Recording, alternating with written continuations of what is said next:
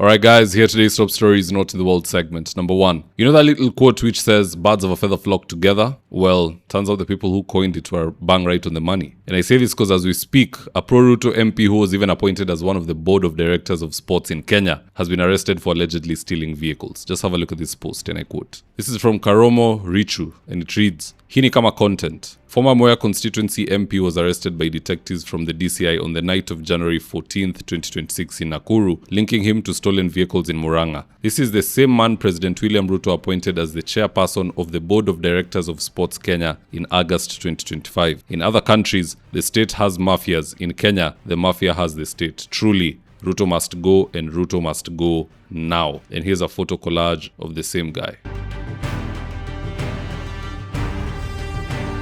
Now, I even thought it's a gimmick, but down here, I can see Irungu Kangata has responded to this and he's saying, one of those lorries belonged to Murang'a County government, garbage collection truck. One suspect is a former member of parliament. Thanks police for helping us recover. Wakenya mnakuanga na hasira. Nimeona mwingine hapo akisema wezi wachomwe, but let me not highlight that. So again, birds of a feather flock together. Ukiona tu mtu amesimama karibu na Githinji, wewe jua huyo mtu ni pinchi. Weka simu vizuri, weka mali yako vizuri, kaa square. Sababu, this same guy with his story ya kuiba sijui gari sijui nini, he will continue serving on that board. Na kukiwa na cheo ingine mzuri anaweza pewa, atapewa. This is a government whereby the more you steal, the more you are rewarded. The more holy you are, the more you are frustrated with promotions, the more unapigwa transfer left right center, the more unapewa demotions ama unatafutiwa kitu uende nyumbani. Watu wanapenda watu wa deal. It's a sad country, it's very sickening. Na mimi naona hii nchi inataka tu dictator. Dictator ambaye unaiba na you are gone. Si yenye unaiba unapewa reward.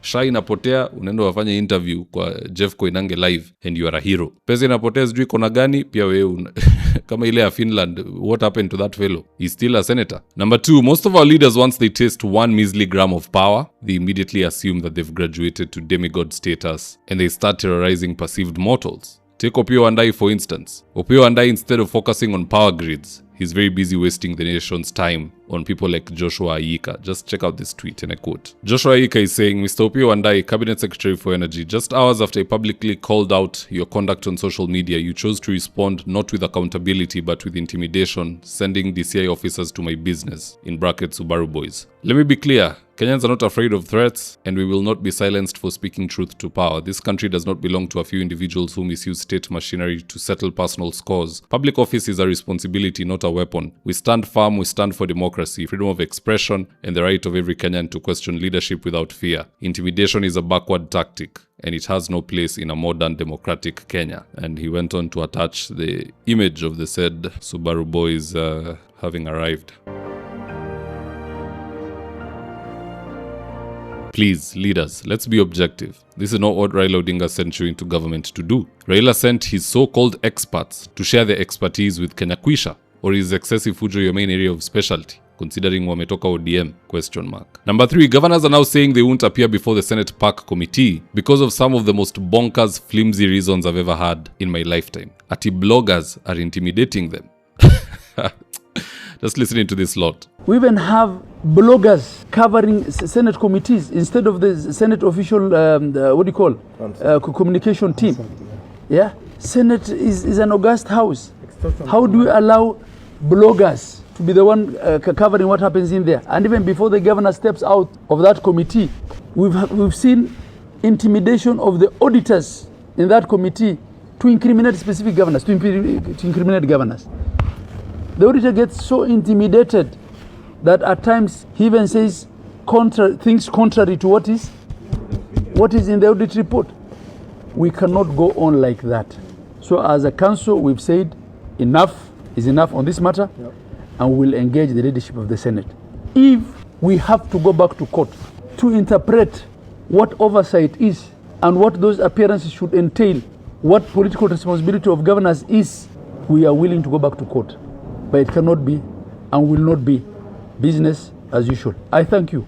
Thank you. Sasa blogger ambaye amebeba simu na microphone ya 2000 bob, hiyo ni kitu ya kufanya governor mzima atoroke the Senate PAC committee? Let's be honest, you guys are afraid to appear before the Senate PAC committee simply because they are always exposing your reckless spending, cause mara ni housewarming party ya 5 million, mara ni chai na mandazi ya 10 million kule Kakamega. Hawa ni viongozi bure zaidi, and we want to encourage the Senate PAC committee to keep doing the good job they are doing. I've never seen a committee that really resonates very well with me. If we can even have this Senate Public Accounts Committee live every day on KBC, so be it. Hapo ndo corruption inafunuliwa, hapo ndo watu wazembe wanajulikana, hapo ndo watu incompetent wanaanikwa. Na ndo maana governors hawataki kwenda wakae kwa hiyo kiti. Because why else are we not seeing Anyang' Nyong'o there? They almost never bother to call Anyang' Nyong'o. The guy is meticulous, he's a stickler for the law, he's a stickler for procedures. Even if the PAC committee is looking for reasons to summon Anyang' Nyong'o, hakuna, unless they are calling him to explain to them how he's able to achieve zero corruption in Kisumu County. But anyway, to each his own, people will pay the piper come 2027 in the ballot box. Having said that, guys, that's just my opinion. Do drop me your comments in the comment section below, and I'll do best to read them and to give you a response. And with that, here today's ads of the day. If you're looking to import clean cars from Japan, UK, Thailand, Australia, or South Africa,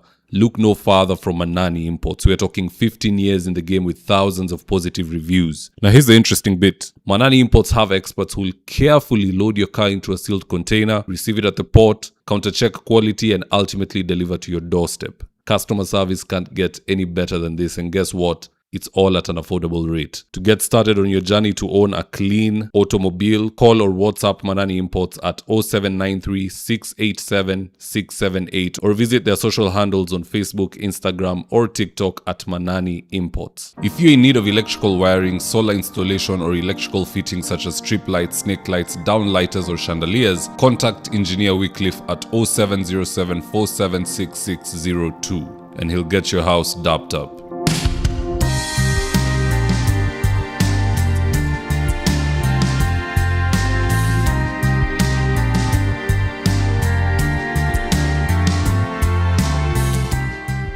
Thank you for choosing David Wafula as your primary news platform.